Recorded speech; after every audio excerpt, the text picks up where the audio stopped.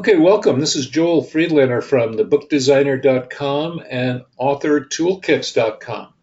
Thanks everyone for coming today. I'm here today with Joan Stewart, a close partner in our Author Toolkits business. Joan is the author of a number of products that we sell.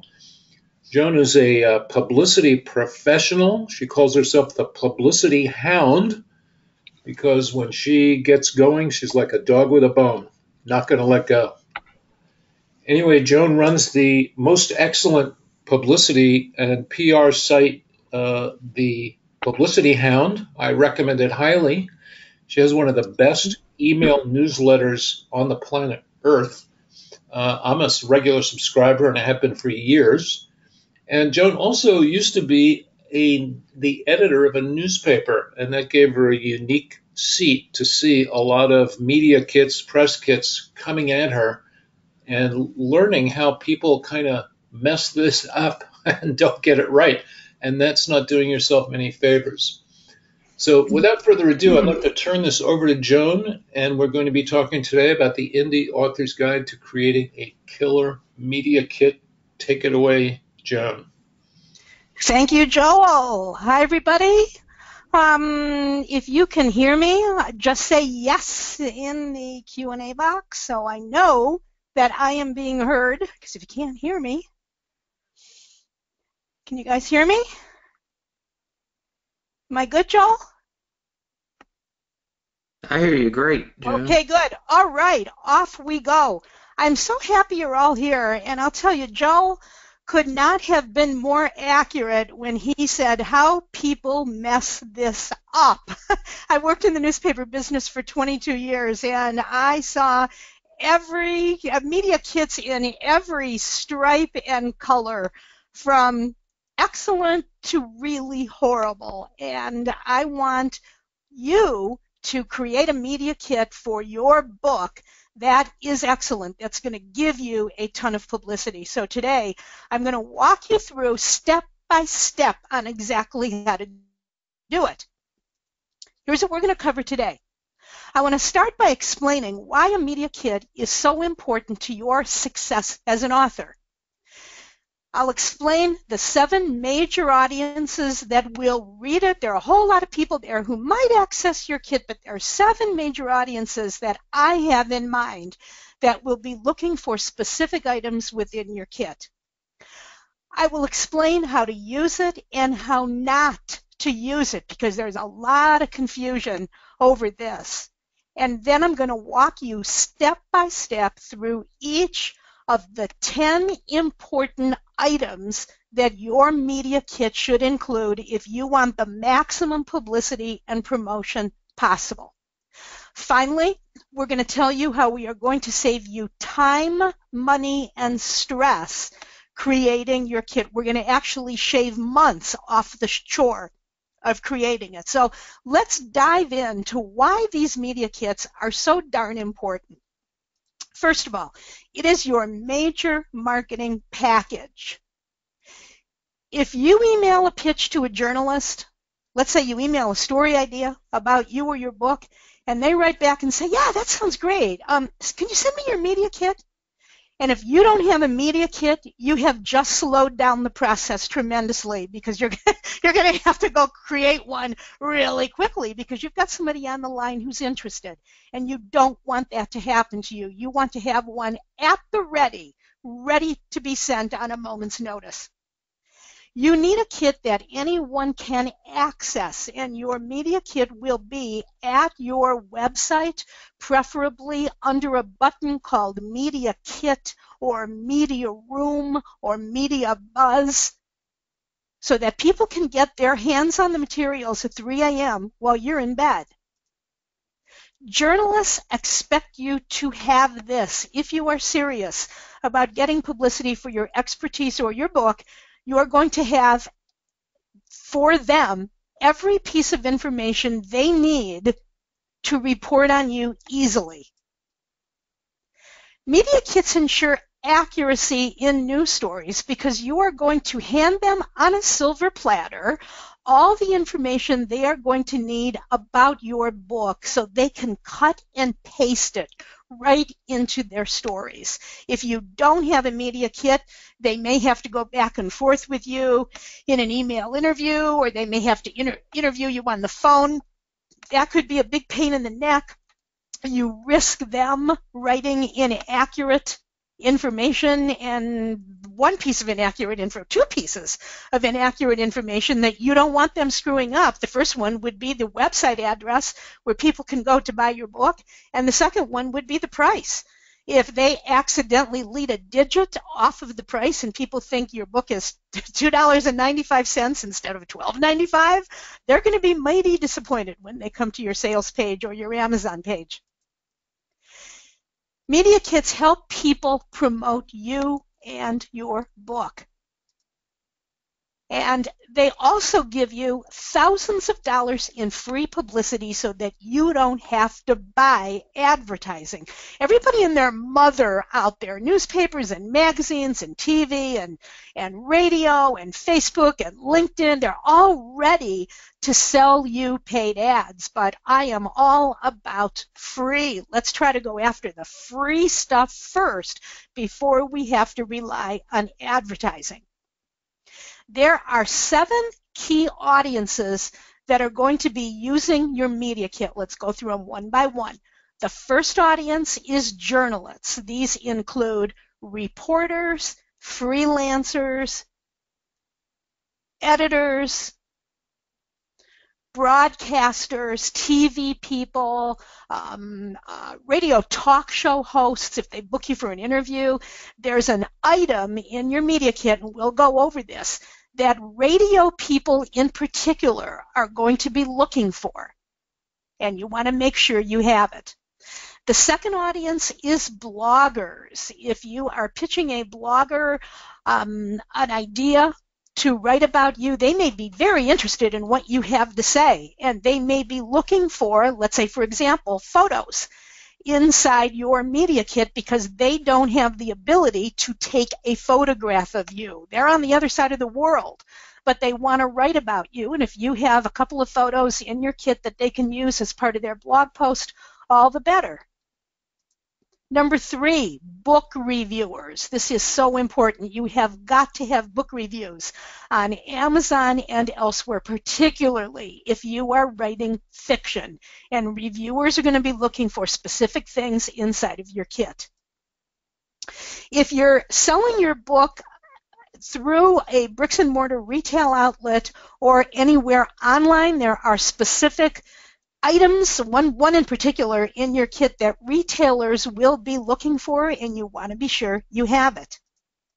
Individual buyers. These would include people who are interested in your title. Maybe they go to your Amazon page and they look at your book, but they're not quite sure if they want to spend $24.95 or even $14.95 on your book, and they may go over to your website to look around there to see if they can find anything out about your book before they whip out their credit card. And you want to have the information, everything they need to know within that media kit, accessible by anybody. The sixth audience will be event planners, and these could include librarians in your community, let's say, who bring in authors to speak at library events. It could include an event planner for your local Chamber of Commerce, your local Rotary group. An event planner might even be a book club that might bring in a local author in to speak, or if you're going out of town, you might look for some out-of-town book clubs in the town maybe where you're going to be speaking. I always try to piggyback a speaking engagement onto one I've already got, and book clubs are great places to speak. 7, anyone who wants to promote you or your book. As you start to build up a fan base, people are going to be enthusiastic about recommending your book to other people, and you want to make it as easy on them as possible to do that. Okay? For all 7 of these audiences, all 7, you have one key goal with your media kit, and here it is. You want to make their job easy. And that's exactly what your media kit's going to do, because it's going to have all the materials inside that they need. By making their job easy, they are going to promote you and your book.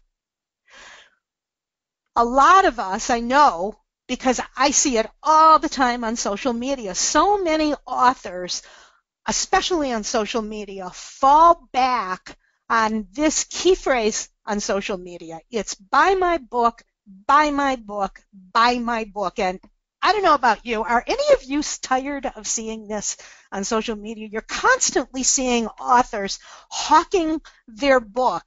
And if you've got a great media kit, you are not going to have to worry about hawking your book, because your media kit is going to include a lot of information, some content-rich material that you can share on social media to get people interested in your book. Let's talk about what a media kit is and what it isn't. And as Joel said, a lot of people are using it incorrectly, so pay attention to this. A media kit is branded, hype-free marketing materials. It is not a free ad that screams, buy my book. Your media kit is collateral material for journalists especially. It's not a carrot that you dangle in front of the media instead of pitching a story idea. And I get this all the time. I get people saying to me, there's a reporter who works for thus and such a magazine, and she reviews books, and I want to send her my media kit. How do I send it? Do I send it as an attachment to an email, or do I just send her the media kit link where she can find my media kit and learn about my book? And my answer is none of the above. You don't do that, because a media kit is something that is offered. It is not something that is sent unsolicited. You never send it unsolicited. Busy people, I don't care who they are not going to take the time to drop what they're doing, open your media kit, look through all the materials, read about your book, read your bios, and then figure out if they're interested. If you are pitching a journalist, you have got to hook them with a customized pitch. And if they're interested and they say, yes, I'm interested, then you offer them your media kit to make their job easy. Never, ever send it unsolicited. Your media kit is a work in progress. It's the type of a thing that you're going to go back to over time and update as you start to win book awards, as your bio changes, as you start to get more book reviews. It is never the type of marketing material that you set and forget. You're always going to want to be updating it. I think it's a good idea to revisit your kit, say every 3 or 4 months. And I got to tell you, just with my own website, I'm astonished at how fast my own website gets out of date, even after just a couple of months. And so revisit your kit periodically with an eye toward adding some better content and some better news items about you. As I said, as you start to win awards and as you start to get great blurbs and great testimonials and terrific reviews. So that's how to use it and how not to use it. So now let's take a peek inside the Ideal Media Kit and see all of the items one by one that it should include and how to create them. Item number 1, your author bios. And notice this does not say bio singular. It says bio plural. Your bio should be written exactly like a news story would be written. So I don't want to see any words in here like fabulous, fantastic, any words that are hypey words. This is not the place to use it in an author bio, because you want a journalist to be able to cut and paste your bio right from your media kit and pop it right into a story. And they're not going to use hypey words like we all love to use. So don't put any hype in your author bio. Use your bio not only to inform, but also to have fun. And I'll show you in a minute exactly how to do that. You are going to offer a bio in different lengths to make their job easy, because not everybody who is going to be cutting your and pasting your bio wants a 500-word bio. Some of them are going to want a bio that's much shorter. And remember I told you what your number one goal is in this media kit? Do any of you remember? What's your number one goal in this media kit? Remember what I said? What's your number one goal? Type it into the chat box if you remember.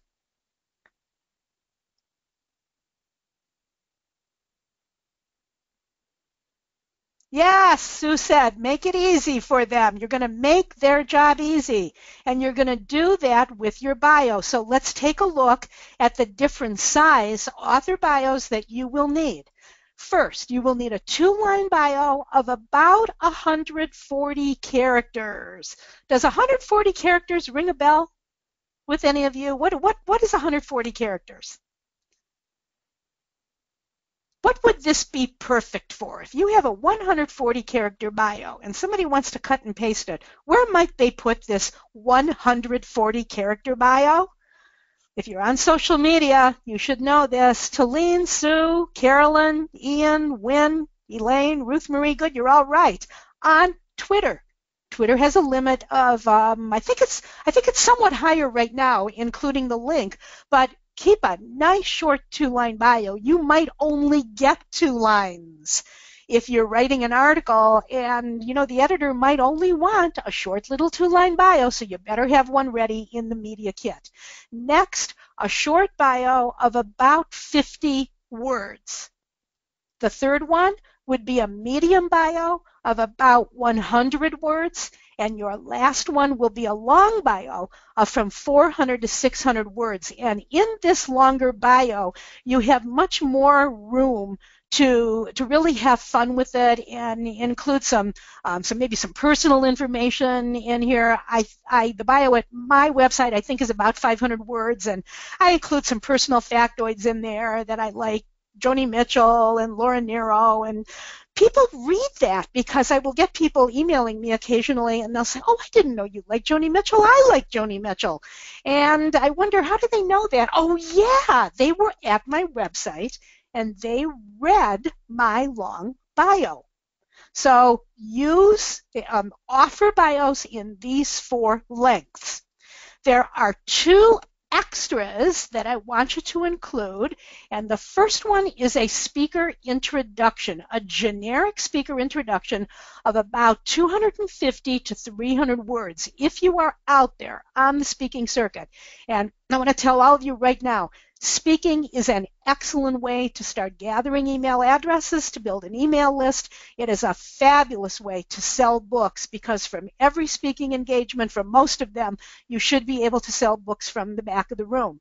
Do not let your host write your speaker introduction, or it will be a disaster. Trust me, it will be really boring. I learned this the hard way. You want to write your own introduction. And the second item I want you to include in your media kit is 5 fun facts you didn't know about me. I have on the screen here that it's optional. I'm going to change my mind on this. I want to make this mandatory, that you include 5 fun facts you didn't know about me. So let me tell you a fun fact about me that you don't know. My girlfriend and I are avid 500 rummy players, and we play every couple of weeks, and we are cutthroat players. We've been joking for the longest time about who gets to wear the crown. The winner gets to wear the crown. So I went on Amazon and I bought this cheap little $9 this little tiara that has all this bling on it, and the winner gets to wear the crown the night that we play, and at the end of the night, whoever wins gets to take the crown home with her, and then when we meet again for the next game, the winner gets to wear the crown on her head. And it's just a stupid little fun fact about me, and I have a couple more at my website. And keep it fun. You want a really fun fact that's going to catch people's attention. So I want to ask Joe to come back on the line, Joel, because I know he has a couple fun facts about himself. So Joel, unmute yourself and tell us a fun fact about you. Okay. Well, a fun fact about me is I am an expert at low carb baking. I never knew that. I only knew that you were an expert at, you make some of the best biscotti in the world. Do I do do. you make low That is carb biscotti? absolutely true. But I've switched over to low carb baking because of a diet I'm on, and it's a completely different world and very challenging, Joe. And I want to tell you because you can't use any flour. There you go. So if I were Joel, I would not only share the fact that he's an expert at low carb baking, but I would give 2 or 3 of your best low carb recipes that you make. And certainly one of them is biscotti, because I know that about you. So what are 2 more? What are 2 more Well, things that you make that are dynamite? I've I've got an awesome triple chocolate cookie recipe that just Okay. people can't believe. It's just low carb, gluten free, and sugar free. And I'm also working on perfecting my peanut butter cookie recipe right now because peanut Okay. butter cookies are something that everybody needs to have in their kitchen. Oh, absolutely. You've sold me. So Diana, who's on the line, here's a fun fact. Diana says, so the fact that I once performed surgery on a 19-year-old piranha might be interesting, even though it has nothing to do with my children's book. Diana, I don't care if it has anything to do with your children's book. That is a wonderful, wonderful fun fact. Stephen says, here's a fun fact about me. I did the post-production breathing for the fighter scenes in the blockbuster movie Top Gun. I love it. Okay, these are all great fun facts. They don't have to have anything to do with your book. But here's why I love fun facts. If a journalist is writing about you, they might ask you about a fun fact and slip it into your story. And fun facts really help bring out your personality. D.S. Edwards says, I'm an expert at calling elk, and I had one step on me once. Wynn says, I once sang at Carnegie Hall. These are all great. These are all great. So think about 4 more and include them. You can do it at the end of your bio, just 5, or you can make a separate sheet out of it when you post these at your website. Okay, let's go on to item number 2. This is a press release for either fiction or nonfiction. The headline can be up to 20 words, even though newspapers and magazines write really short headlines. Your headlines don't have to be that short. You can include a subhead, which is a little bit longer. It's in smaller type right under the headline. You can include a date line, which is the city and state where you are located, plus the date the press release was written. Nothing makes me crazier than to come upon a press release that doesn't have a date on it, because I have no idea when the news took place. It also should include a pithy author quote, something that's really killer, something that really gives people information about the book. I don't want to hear any BS quotes like, I am so thrilled and delighted that I wrote this book. That's what I call a BS quote. We don't want any of that stuff. I'd like to see an about the author section in your press release, an about the book section. Remember, these are all things that can be cut and pasted right from the press release into a story that somebody is writing about you. I'd like you to explain to people in the press release how the person reading it can get their hands on a review copy, and where people from the media can contact you for a media interview. I also want to see that all-important contact information. So let's talk about a press release for fiction. These are hard. These are a little bit more difficult to write than press releases for nonfiction. So let's talk about a couple things that these should include. You can write about, how do you lead a press release? So what do you write about? Well, you have a couple of options. You can write about your key character in your novel. I have also seen fiction authors write about the emotional angle to your book. There's another thing you can lead off with. You can lead off with the target audience for your fiction. And I want to pop a sample of a press release for fiction onto the screen here. I'm working off two monitors, and I'm going to slip this over here. And this is an actual press release that was written by Deb McLeod for her fiction novel. And what I've done is I've taken this release here, and again, I'm not going to go over this line by line. If you want to watch the replay, you can call the replay up and study this in more detail, the video replay. But over here up in the upper left-hand corner, she's got her contact information. She has not only her name, but her email address, her office telephone number, and the two websites for her book. She has her headline right up here. It's a two-line headline. She has a subhead right underneath it in smaller type. And here's her date line right over here, Denver, Colorado, May 15th, 2014.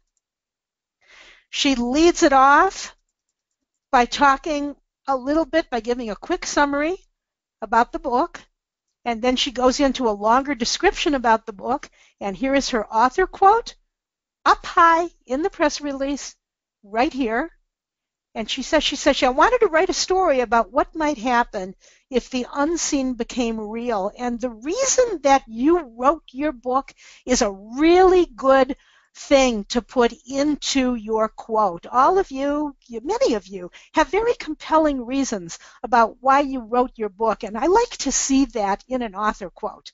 Look at this. She repeats the contact information here, and she tells people right here that pre-orders will be available in June of 2014. You come down below. Here is her paragraph about the author right here. She has a call to action right here. She says, meet the cast of the Julia set, read the first chapter, and discover the world of angels, and read about metaphysics or creative writing at one of these two websites. And down here, you'll see these three hash marks right here. This signifies the end of the press release. It tells journalists especially, they know these hashtags mean I have now hit the end of the release. She gives a slightly longer about the author box right here at the end of the release. Look at this. She repeats the contact information. I can't stress this enough.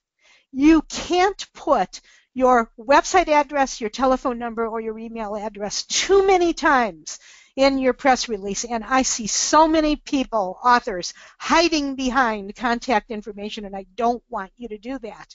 She includes, again, a short blurb about the book. You come down here, and she tells you where to go for review copies. You can contact her at this telephone number, or you can email her, and she says when requesting a review copy, please provide your street address as well, because some people might want the hard copy version of the book. And if they do, you're going to need to know where to ship it to them. Okay? Then she also says, if you'd like to receive this information as a Word document, please let us know. And those are the key things that you put in a press release for fiction.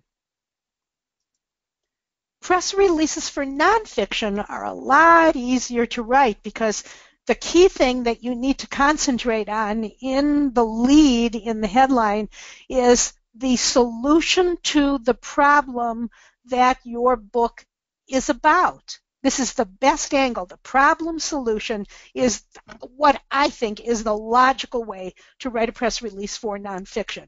You also want to excerpt from 3 to 7 tips, put them directly in the press release. You want that press release to be content-rich. And you also want to flag the target audience for your release. So let's take a look at a press release for Nonfiction. This was written by one of my clients and my longtime publicity hounds, Dr. Marlena Corcoran. She wrote a book for international students on how they can get admitted to top U.S. colleges. Upper left-hand corner, there's her contact information up here. Here's her headline. Look at this. She's flagging the target audience right here. International students, colon. What are your chances to getting admitted to top U.S. colleges? I love that headline. Here's her subhead, what you need to know to compete for a seat in the Ivy League and beyond. Here's her dateline. She's in Munich, Germany. That's the date it was written. And then she concentrates on the problem right here. Every year, perfectly talented and capable international students apply to U.S. colleges and shoot themselves in the foot. Many other international students are intrigued by the idea of studying in the U.S., but they're discouraged by the lack of information or downright disinformation about the process. Then she offers her book right here as the solution to the problem. I love her quote. If you think grades are all it takes to get into the Ivy League, you haven't looked at the admit rates this year. Harvard admitted 1 student in 20, and Brown turned away 4 out of 5 applicants who were tops in their class. European kids are often underinformed about what it really takes to get into the best colleges. I love this quote. It is not a BS quote. She doesn't tell you how honored she is to write the books. She gives you hard, cold facts about the ugly statistics about getting into Ivy League colleges. Okay? Then she gives you some information about herself right here. And here's where she offers some really meaty material. Dr. Corcoran offers these 6 tips on how you and your teenager can stand out. And what she has done is she has excerpted and put in bold, I think she's got 7 tips here. So she gives the tip its own line, and then she gives a little longer explanation right under the bold-faced tip. And let's see how many of these she's got. She's got 6 of them, 6 tips that come right from her book. Then here's her call to action for a free report on the 10 biggest mistakes international students make. You are going to want to visit athena.mentor.com, and you are going to take advantage of her free offer. Here are her free hashtags that say, I'm at the end of my press release.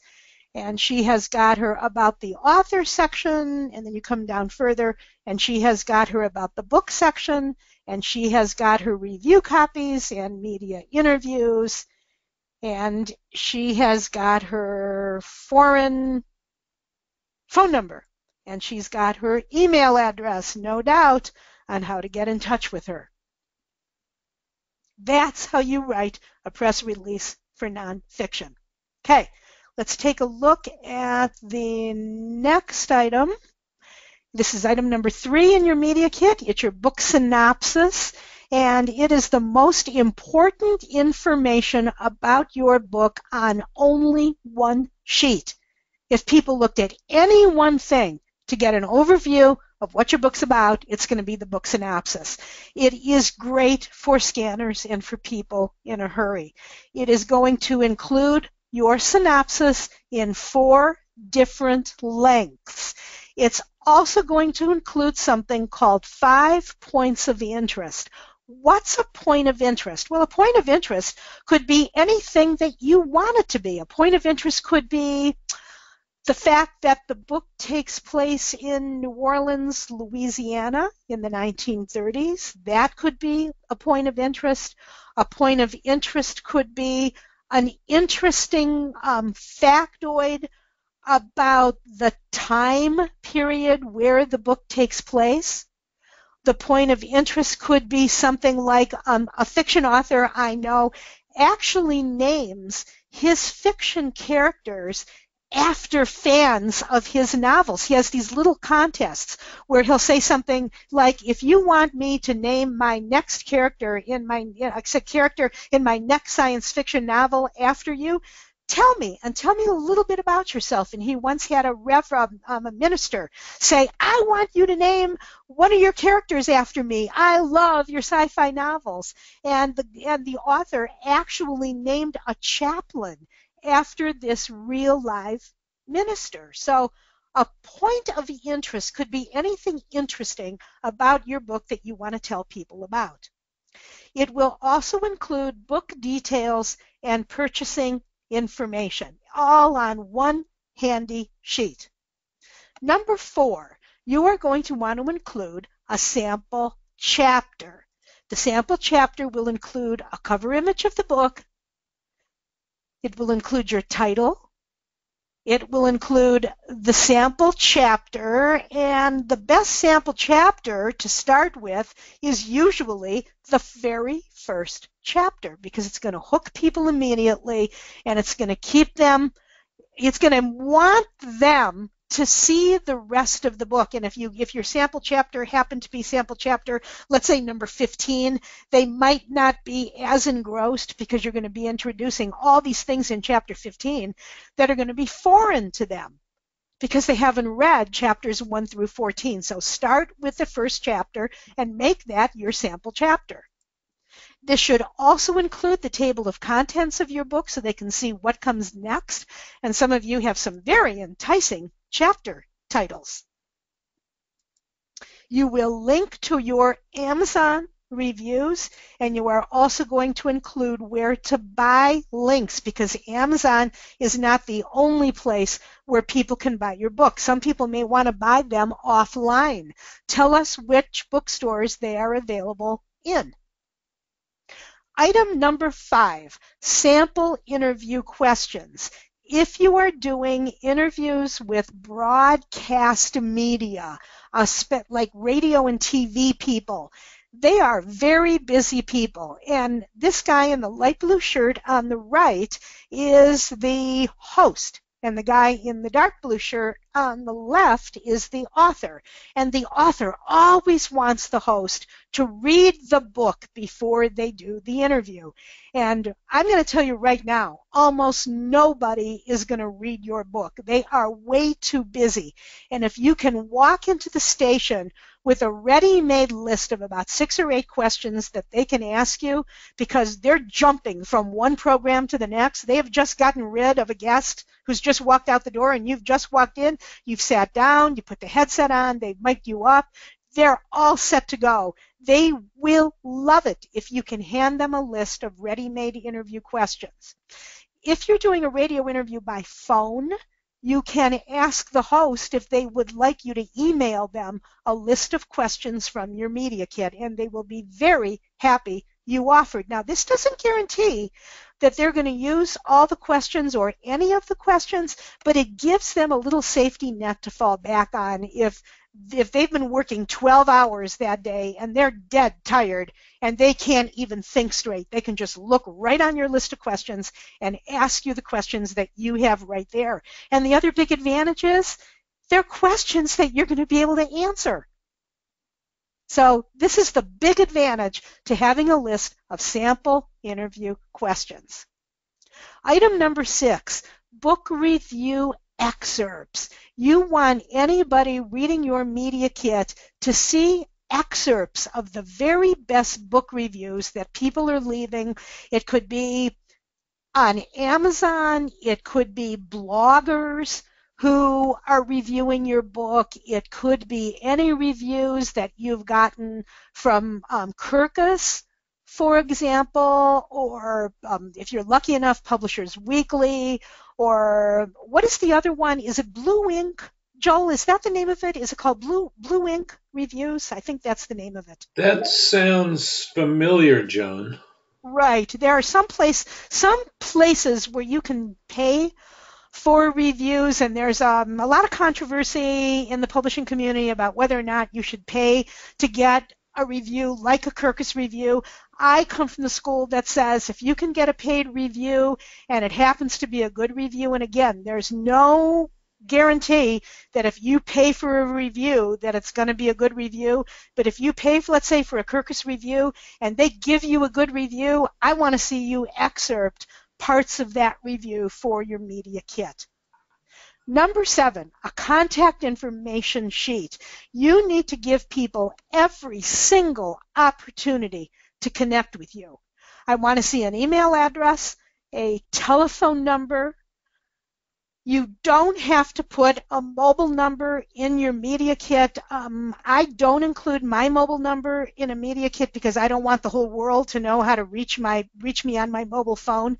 If you do not give a mobile number and you happen to have a journalist who wants to interview you and they're interested in getting your mobile number because they might want to text you, go for it. Give it to them.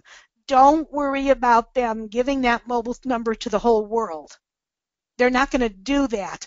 A lot of journalists, oddly enough, will do interviews by text. So you should be ready with a mobile number. Give them your Twitter handle. Show them how to connect with you on Facebook, on LinkedIn, on Pinterest, on Goodreads. Every single way possible. And I want to stop here and say, if you don't have this information at your website, and I am so disappointed to see the vast majority of authors whose websites I go to, I can't find a telephone number, I can't find an email address, I have no idea how to get in touch with you. And I see authors who say, but I don't want to be bothered by phone calls in the middle of the night. I don't want people emailing me. I don't want people spamming me. Are you crazy? Are you out of your mind? What if there's a meeting planner who wants you to come in to fill the space of a speaker who just got the flu and couldn't show up at a speaking event, and they want you to fill in, and they have no idea how to get in touch with you? You have just blown an opportunity to get a speaking engagement. And I want to see a phone number and an email address on every single page of your website. That includes a shipping address. And if you don't want people stalking your kids, then for heaven's sakes, rent a post office box so that people can send you a check if they want to buy your book. Not everybody wants to buy online. And the contact information sheet will give people all the ways to get in touch with you. Photos. I want to see a photo of your book cover. I want to see a headshot of you, and I want to see what we call environmental photos. This is my friend Edward Vilga. He wrote the book Downward Dog. It's a fiction book about a yoga instructor in New York City, and Edward offers this wonderful shot of him with his dog Belle, and he also offers a shot of him on his hardwood floor in his bare feet. Now, this makes perfect sense for him because he's a yoga instructor, and anybody who knows anything about yoga knows that you do yoga in your bare feet. And this is a great, very crisp, clear, black and white environmental shot that anybody could use if they are at his website accessing his media kit. It doesn't only have to be a standard headshot. Joel, do you want to give a couple of words or some advice from a book designer about well-designed covers? Yeah, cover is going to be really important. And as you can see, we're including book covers in our media kit. The book cover is going to be what people see online when they go searching for your book. I mean, the book cover is really the brand of your book, so it really pays to put some time and attention into it. I pay a lot of attention to this, obviously, but I did like Edward Vilga's cover for Downward Dog quite a bit. It really combines two different kinds of covers because the designer has created like a flat background to show off the type. And here, obviously, they're using the author's name as the chief draw because he's very well known in yoga circles.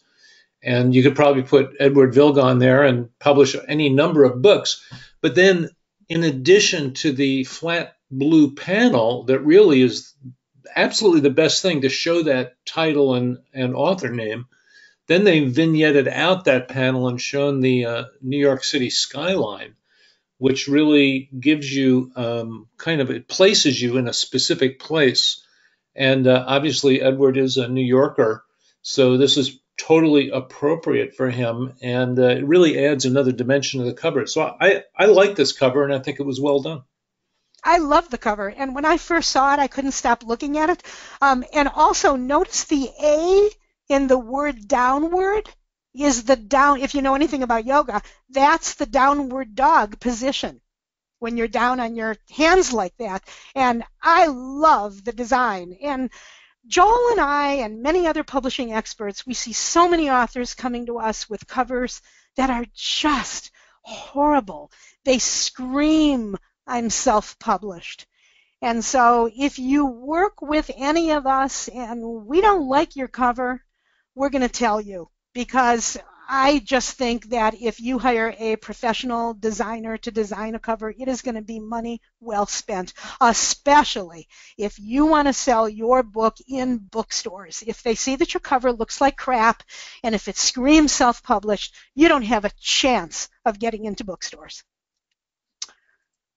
Okay, number 9, a cheat sheet or a checklist. This is content-rich material that ties into the topic of your book. For fiction or nonfiction, I don't care which of the two you write, you need to have some kind of a cheat sheet or a checklist. Magazines love these because they're short. The checklist might include 9 ways to troubleshoot an office printer that doesn't work.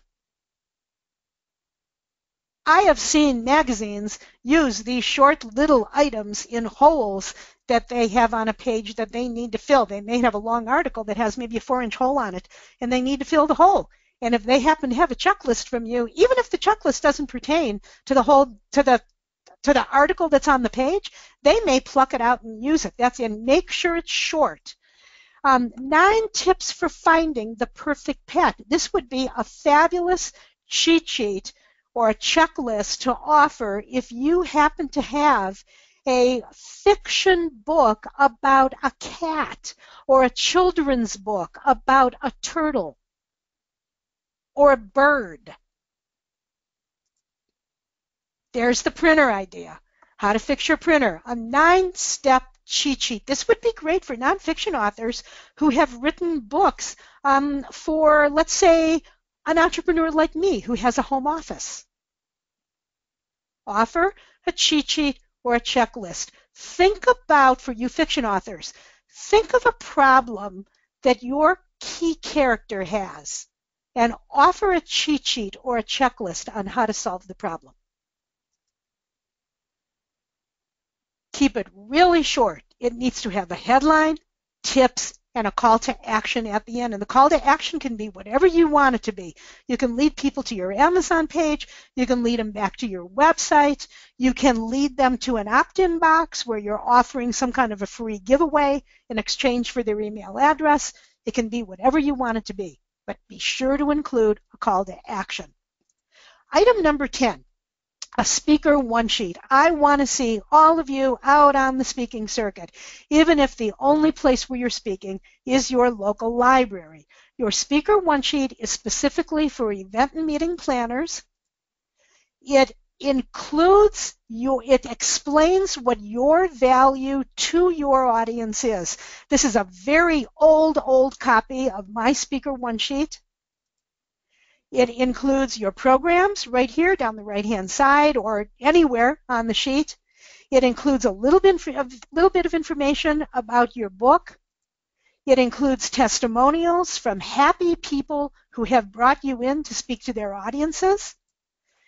Do not put a fee schedule on your speaker one-sheet. If you are selling speaking engagements and you want a fee to come in to speak and you're not going to demand a fee if you are not a good speaker, if you're just getting out on the speaker circuit, I would speak for free as much as you have to before you start asking for a fee. Never, ever put your fee schedule on your one sheet. Your one sheet is designed to get the meeting planner to call you. And when they ask you, what's your fee? The next question out of your mouth is going to be, what are you looking for? Because if they want a half-day workshop, your fee is going to be higher than if they want a quick 20-minute presentation for their local Rotary group. So no fees. Also, include that all-important contact information right down here in the corner. So, how long does all of this take to put together? It can take several weeks or more to gather together all of the information that you need for your media kit. And the other big problem that I see with these, people want to do them really fast, and you're going to need time to rewrite all your materials if you're doing this by yourself. And if you're using a graphic artist like I used when I did that speaker one sheet, you're going to need to build in more time to work with your graphic artist. And all of this might take a couple of months, and you don't want to wait until you are ready to launch your book to start to think about putting together this media kit, because it's going to take you a really long time, and you don't have several weeks to spend, or heaven forbid, several months to spend putting this together. So that's why Joel and I are going to help shave months off the tedious job with a product that we have created called Quick and Easy Media Kit Templates. And I'm going to turn it over to Joel to explain what this includes and how it will help you. Well, I'm happy to do that, Joan, because I love this product. I mean, I've used it myself. I know that sounds crazy, but I've used it more than once. And, you know, the problem is, let me get rid of that sound. The problem is that, you know, authors don't typically start thinking about this until they're deep in the process and getting ready to publish their book. And that's really too late, because Joan walked through all this stuff, and it does take time to put it together. Now, if you went out to hire somebody to create a media kit for you, you're probably going to pay, I would guess, about $2,500. Even just having a press release written, the last time I priced it out, I got prices of around $400 just to write a press release. Mm-hmm. Yep, now that's accurate. That's you know, that's what's out in the market. That's no joke. And so what Joan and I wanted to do was to kind of use Joan's expertise to put these tools into your hands. So this is what we came up with. And this, the Quick and Easy Media Kit Templates, is a complete solution. It comes with 15 Microsoft Word files that are pre-formatted templates. And the thing about this is, you don't have to worry or wonder about what format it should be in. Is it going to look the way it's supposed to look when it hits the book reviewer's desk or the book buyer at Costco or whoever it is you're trying to get interested in your book? Not only that, we have samples of each of these pieces that have already been completed by real live authors. I find the samples really helpful because I can look at them and say, oh yeah, that's what Joan means. This is how you actually do it. We've also included photo templates because sometimes people get confused about what kind of photos media are looking for. And obviously there's a difference if you're going to be having an article written about you in a magazine or an article on a website. So we've provided those too. But the real core of this product are these pre-formatted Microsoft Word templates. Now here you can see an example from the guide that comes with the Media Kit template product. And the guide has all of Joan's expert instructions. And what you're looking at here is a sample of the press release guide. And this is the template itself, but this version is inside the guidebook. And you can see there's a lot of red text on there. The red text is are Joan's instructions. And as you can see, she guides you through each item. I mean, even down to the city, state, and date line which you would think would be the most prosaic thing possible. But no, Joan is going to give you guidance at every step of the way. Having this Media Kit template means that if you're a writer, you should be able to sit down and create your own Media Kit. It's going to take you a little time. You got to write bios, you got to write press release, you got to write, whatever pieces you need. Now, obviously, you're not maybe going to need every one of these pieces when you get started, but they're all going to be there for you when you do need them. What else we got here, John? All right, so what are the templates that are included? And like I say, this is like a restaurant menu. You may want one appetizer, one entree, or one dessert. You're not going to give me one of everything on the menu because that just doesn't make sense. So you can see here that we've got samples of different author bios at different lengths. And I get asked for these all the time. Somebody wants a short introduction. Somebody else wants a full bio for a book they're doing. So it's really good to have these ready to go. You don't want to have to sit down and start writing new ones every time somebody asks you. Now we've got press release templates, and this is maybe the most important piece in your Media Kit. And Joan's got samples of both fiction and nonfiction press releases. You're also going to find templates for a book synopsis, sample chapter, sample interview questions. But wait, there's more. We've got a sample of a book review excerpt. This can be really powerful because, the editors and book reviewers are pretty busy people. And like Joan said, the easier you can make their job, the more likely you are to find success at getting media attention. A contact information sheet, that's really just to let people know how to contact you. The photo templates that I mentioned that tell you what resolution and what size you should do your photos. Cheat sheet. What's the cheat sheet about, Joan? I can't remember. It's a template. I can't remember, Joel. Honestly, there's so much packed into this product. Yeah, there's so much in here. Mind-boggling. And look, even a speaker one sheet. I mean, that isn't really necessarily even part of an author's Media Kit. But like Joan says, speaking is one of the best ways to build your author platform. I found that. I love speaking, and I just came back from the San Francisco Writers Conference where I did 3 different sessions, met a lot of people, made some great connections. So having that speaker one sheet and being able to show people that you are professional about doing this really helps a lot. We got more, though. Yeah. Joan has also included, and this is really powerful, the sample book review requests. Now, I've been running book review campaigns for longer than I'd like to tell you, but at least dating back to the 1980s. And I'm a big believer in book reviews because I think, if I tell you, hey, this book is the best book on kayaking ever written, I'm just promoting myself. But if somebody else tells you this is the best book on kayaking ever written, that's really powerful. And, getting those book reviews, knowing how to do it, knowing how to approach the reviewers is absolutely critical. How about a cover letter to bookstores? If you're looking to bookstores to either do an event for you or stock your book, how do you talk to the buyers at the bookstores? If you've never done that before, you could use a little help. We got a sell sheet for national sales, and that would relate to selling to big chains, and a sell sheet for live events that you can use to also take orders in the back of the room. I personally know an author who told me that she had sold over $4 million worth of books and products at the back of the room just from her speaking engagements.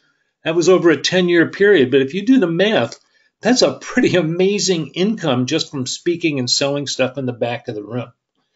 So every one of these in here serves a practical purpose. They all play their role in helping you show the media and book buyers and other interested people how your book entertains people, solves their problems, or what the basic appeal of your book is.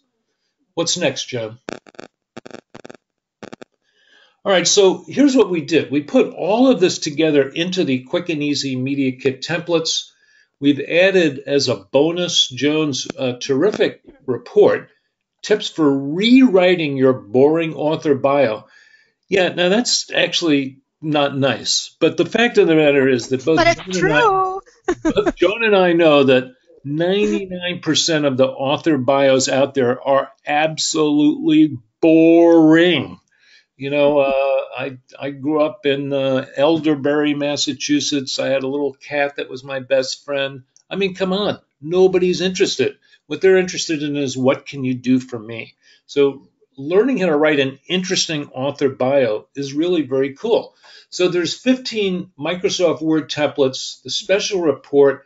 We usually sell this all day, every day on our Author Toolkits website for $97, and people love it. We've sold hundreds and hundreds of these, maybe thousands. But during the next 5 days, as a special promotion to go with this live webinar, we've dropped the price by 30% to $67.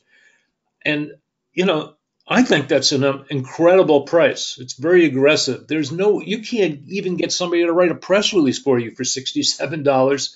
And here we're going to put all of the education and tools you need to put together a media kit. And maybe you're only going to use like the press release and the bios and a couple of other items. Even so, that's going to put you way ahead of most authors who aren't going to do this at all. Trust me, they're not going to do it.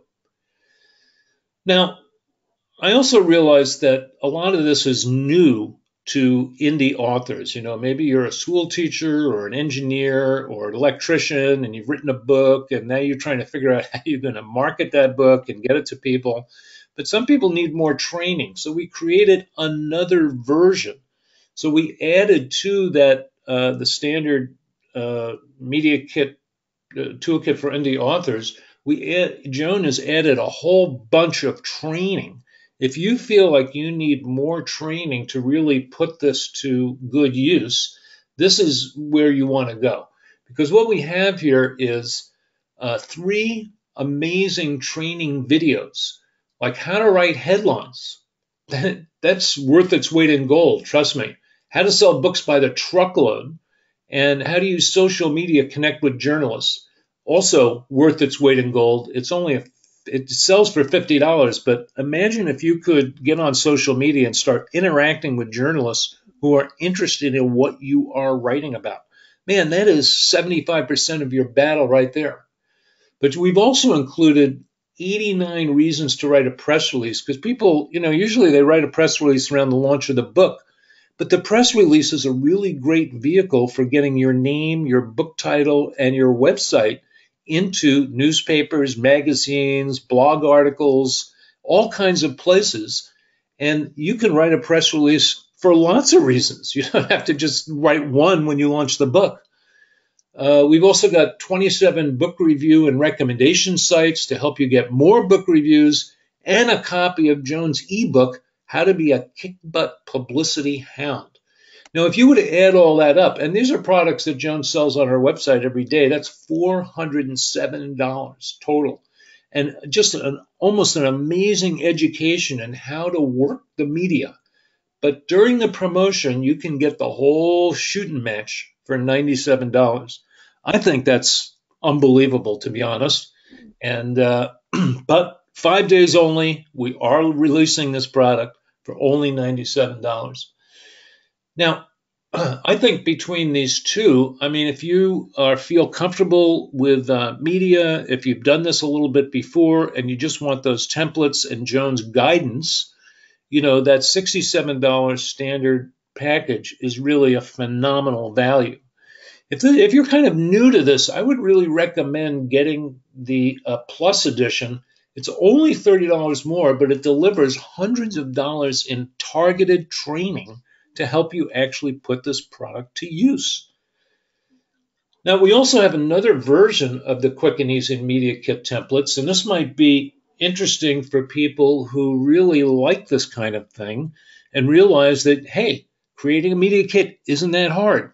Now, I'm here to tell you that, 95% of authors don't have a media kit. And that's too bad for them. I wish they did.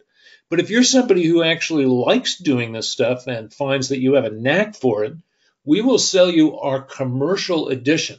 It's the exact same as the Plus edition, but we license you to actually use it to create media kits for other people. Now, if you were paying attention, you will remember a few minutes ago I mentioned the fact that if you went to somebody, you'd probably pay about $2,500 to have a media kit made. Now, suppose you could go to your indie author friends who don't have $2,500 and say, look, I will create this media kit for you for, I don't know, $300, whatever it is that you want to charge. With our commercial edition, you're licensed to do that as many times as you want. You could be creating media kits for lots of authors. That would be good for those authors, and that would be very good for you. And the commercial edition is only $147. The first time you write a media kit for somebody else, or even just a press release, you're going to pay for for this whole package with all the training, all the templates that can be reused over and over again. So that's of interest to somebody who wanted to do this like a business. And so we call it it's kind of like a media kit business in a box. You got everything you need to help people connect with journalists, create their media kit. And look, it's a pretty nice little side gig. You could be making several $100s a month. And if you're an author, that's hard to generate that kind of money just from your book sales. So having something extra on the side is really, really powerful. So what's our last slide, John? Okay, so here this summarizes the whole offer that we're making to you today. And I really appreciate people sticking with this. There's a lot of information in this. We will have a replay. You can see that the page is at authortoolkits.com/media kit. And you can see we've got all three versions, the standard edition at $67, that plus edition that adds all those training elements at $97, and the commercial edition at $147. So that's what we've got for you to offer today. The sale will run until Monday at midnight. Well, a minute before midnight because of the software. And don't wait till 11:58 to decide whether you want to acquire this for your publishing goals, because a media kit, book reviews, attention, articles in magazines and newspapers, this is the kind of stuff that really sells books. You can't compete with the media by getting on Twitter or doing Facebook updates. Even if you do 10 or 12 Facebook statuses a day, it's not going to help.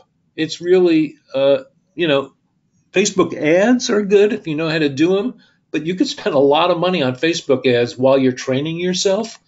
No, the media has access to millions and millions of eyeballs. TV, radio, newspapers, magazines, websites, bloggers. Just think of the audiences these people have. So if you have a book that's of interest to anybody, this whole package is going to allow you to make contact with those people and get the kind of attention your book deserves. I think it's a phenomenal offer. I think Joan has done just an amazing job packaging up her years of expertise and making it available to you. So that's what we've got. I think we have time for some questions. Joel, before we take questions, can we mention two things? These are frequent questions we get. Can you address the issue of PC versus Macintosh? Absolutely. The Microsoft Word files are completely cross-platform compatible. I actually have a Windows PC sitting here in my office. I usually work on Macs. You can open these files on either platform with no problem. There's no translation. There's no nothing. They just open exactly the same on both platforms, and we have Microsoft to thank for that because their formats are completely cross-platform compatible. So what techie things do people know how to do? What techie tasks do people need to know how to do to be able to use the templates? Yeah, well, this is great, Joan. Thank you for the question. Um, if you're curious whether you think you have the technical skills to use this, I strongly suggest you go over to authortoolkits.com/media kit. And you're going to see a bunch of information on the page about the product, but you're also going to find some videos there. And in one of the videos, you're going to watch me fill out one of these templates as I do it. It takes about 5 minutes. And the one I filled out was the author bios template. And, I wrote out my author bios first, and then I used a template. Now, there is one skill you're going to need in order to do this, and that's the skill called copy and paste. Now, I can't believe there's anybody on this call who doesn't know how to copy and paste, but that's really the only technical skill you need. And that's the beauty of a template, by the way. The template's a completely pre-packaged file. It's completely formatted. It uses the system font, so you're never going to get, a no font missing message or something like that. And they're completely formatted to look the way they should look. All you have to do is add your text, and you've got a professional looking, finished item that you can use right away. So, yeah, no real technical skill needed, just an ability to use a word processor. The other thing we did after this product was created was we rounded up some beta testers, actual authors, and we gave them the product and said, now go use it and then come back and tell us what you think. And we heard an interesting comment from all of them. They all said, we love the product, but boy, we sure wish that you would have included some samples in here so that we could see what each one of these items is supposed to look like. And I thought, my heavens, why didn't I think of that? So I went and created a sample of what every single item is supposed to look like, and that was fabulous feedback from our testers. And so doing the beta test was really valuable because it makes the product that much more valuable for you. Yeah, and I also had a question about the payments. All of these prices are one-time fees. That's it. You buy it, you own it, it's yours. The licensing is there because we wanted to make this commercial edition, so we had to specifically license you to reuse it over and over again for other people. The other products, the standard edition and the plus edition, when you get them, they're licensed to you. You can use them as many times as you want for as many books as you want for as long as you want.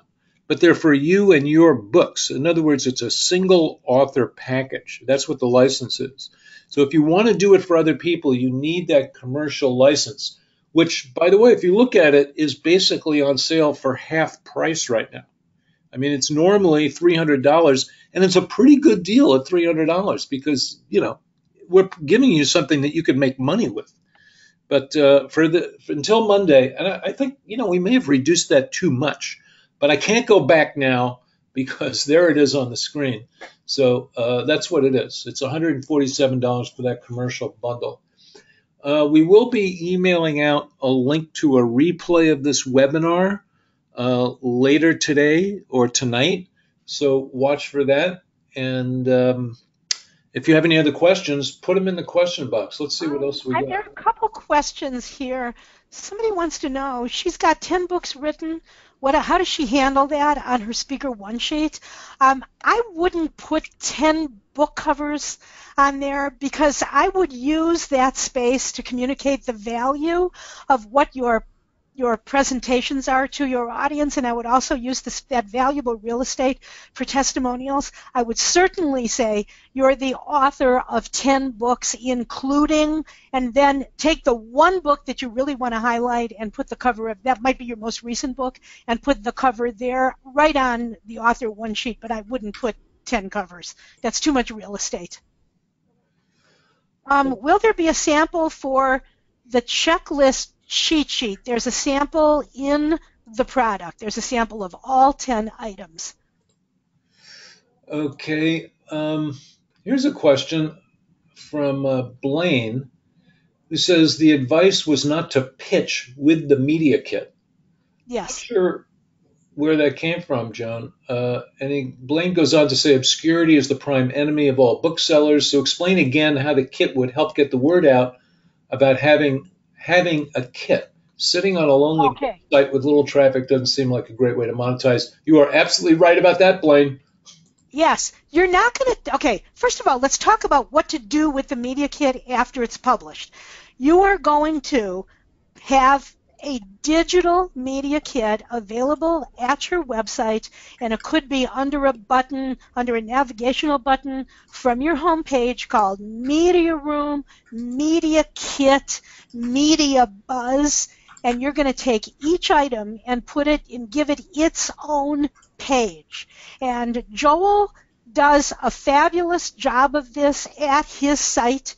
If you go to, is it thebookdesigner.com? Joel, is that your website? It is thebookdesigner.com. And you have a button. Is there a navigational button up at the top called Media Room or Media Kit?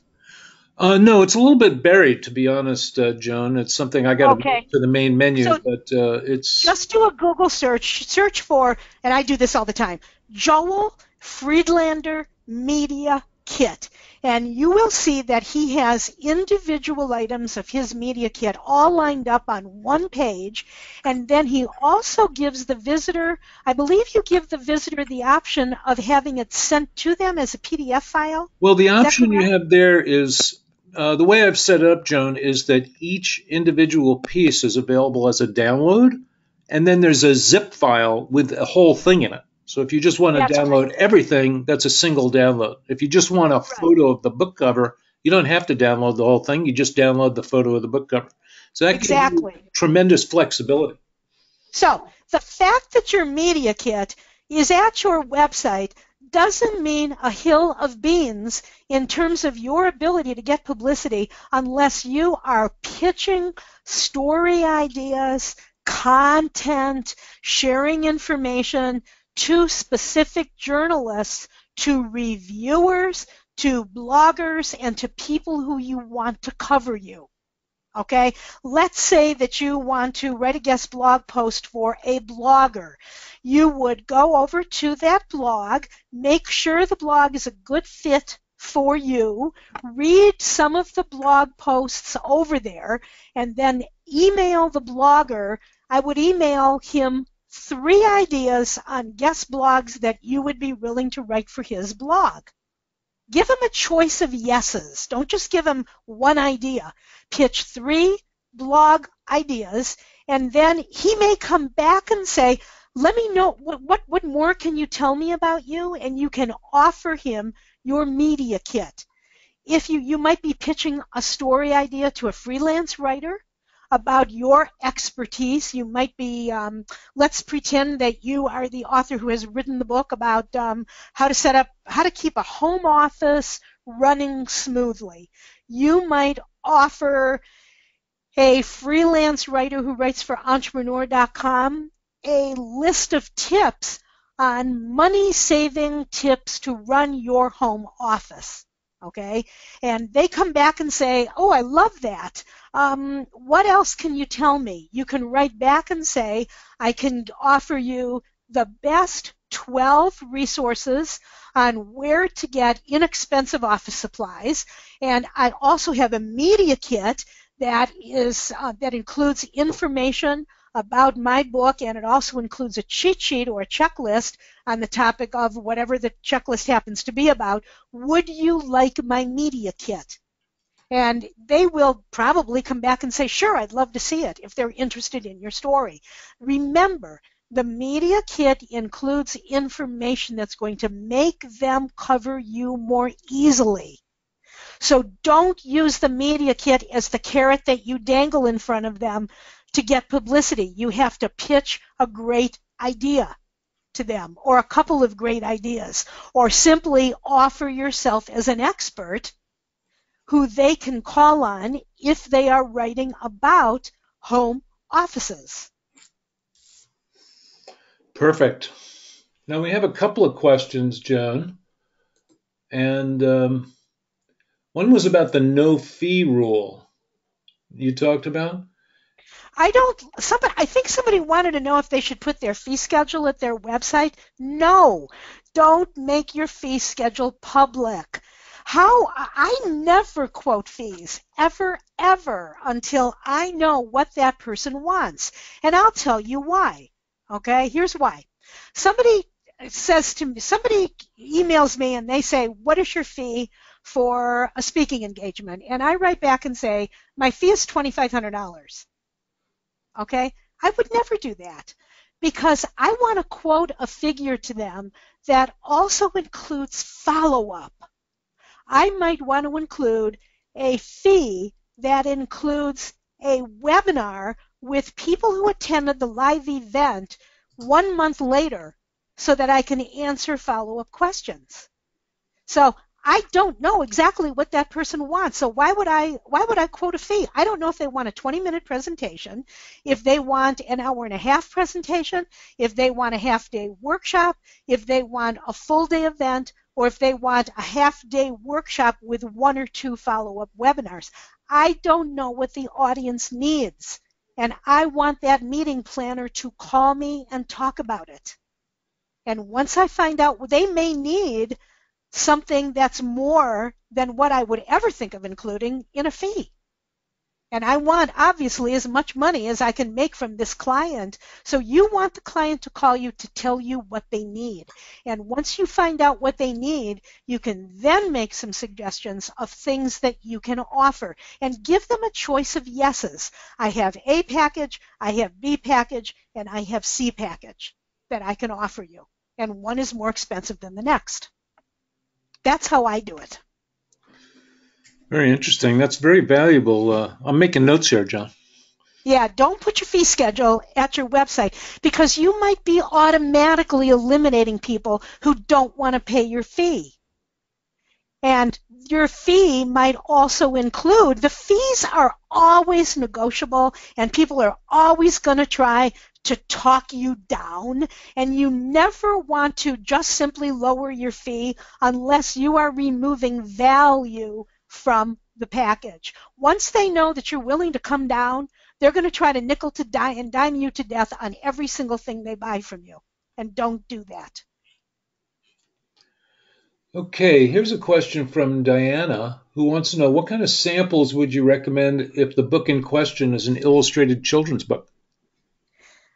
If it's an illustrated, what do you mean samples? What does she mean by that? Do you know what she means by that? Oh, I think she means a sample chapter. Yeah. I would include maybe a portion of the book that has maybe 3 illustrations in it, maybe a little collection of illustrations so they can see what it looks like. Well, that makes sense. I mean, you have to show the illustration. Yeah, you got to show the illustrations. You got to show the illustrations. So, I mean, it might be a few sample pages because many of those illustrated children's books are really rather short. A chapter wouldn't be appropriate. Exactly. But showing 2 spreads maybe would be a good sample. Where usually you have the type on one side and the pictures on the other page. They face each other. That's the typical layout for an illustrated children's book. So maybe 2 spreads like that. They'll get a good feeling for the writing style and for the illustration style, and they don't really need to see more than that. Exactly. Carolyn asks the question, is this mainly for speaking engagements? The fee schedule, yes. I don't put any fees at my website except for my hourly fee for consulting.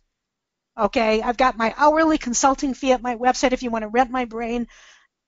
And then I have the price for my mentor program. Those are the only that's the only prices I put at my site. If you want to hire me as a speaker, you have got to call me. You have to tell me what you want, and then I will quote you a fee.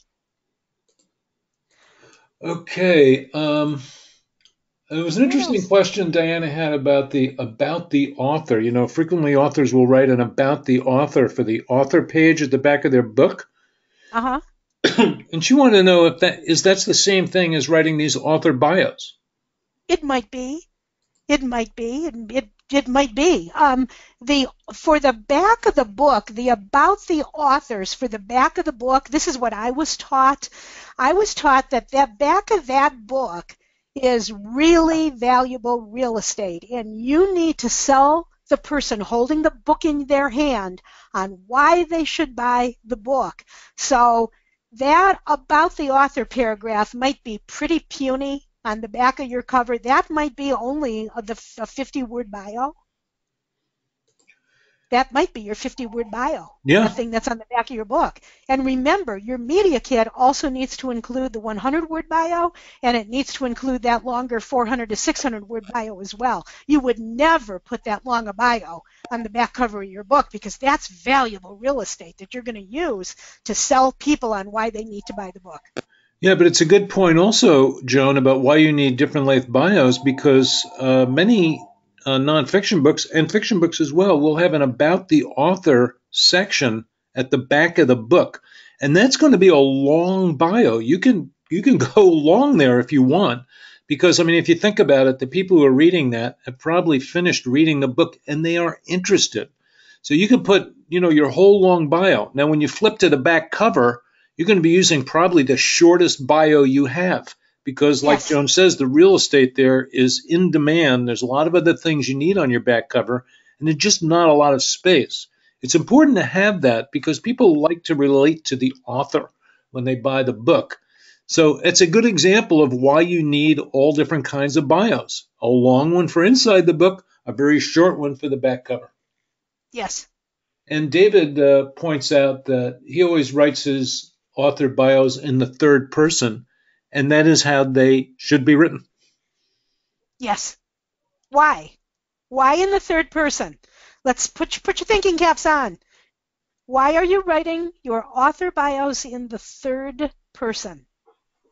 Let's see if you remember a couple things. I said this a couple of times. Does anybody remember?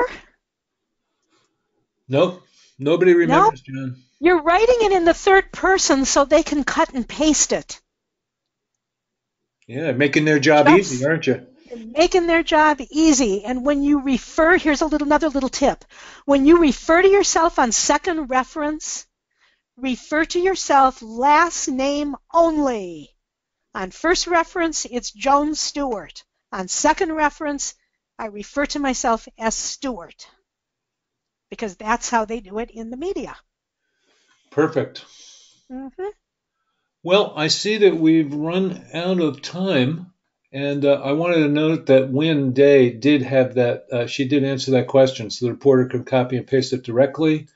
And Carolyn knew it was like a news story, and Beverly knew it makes it easier for them. So did Betsy and Adam. So a lot of people were paying attention, Joan. I just want you to know that they heard you. Excellent. They got the message. All right, so here's my message before we close up shop. Go over to authortoolkits.com/media kit. A bunch of people actually came on in the chat and said they had gone over there and actually bought the product. Congratulations. We guarantee everything we sell 100%. If you buy this media kit, any of these versions, and 2 weeks from now you decide, this isn't really what I need, that's okay. We guarantee it. We will refund your money, no questions asked. But I think if you buy one of these, whether it's the standard edition or the plus edition, or you really want to crank out some extra side money with that commercial edition, I think you're going to be amazed at the value that's in this product. There's just so much teaching and training in there, put together with the templates. You don't have to worry about formatting. It's just really going to supercharge your book marketing. When you get the media on your side, that's when stuff really starts to happen, and that's exciting. So I could tell you from my own experience, when you get a book review in a major periodical or something, or somebody who's really important in your field, that's an exciting day. And that's a day you're going to start making more money for sure also. So I want to thank everyone for coming. We've completely gone to the 90-minute mark. Head over to authortoolkits.com/media kit. Check it out. There's a bunch of videos there you can watch from people who've bought this before and the kind of results they got. You can watch me fill out the author bios template. Really, I think it's about 5.5 minutes. And this is a purchase that will pay for itself for years to come. So I want to thank Joan for taking her time today to give this awesome presentation, and thank everyone for coming. And I will see you next time. Thanks, everybody.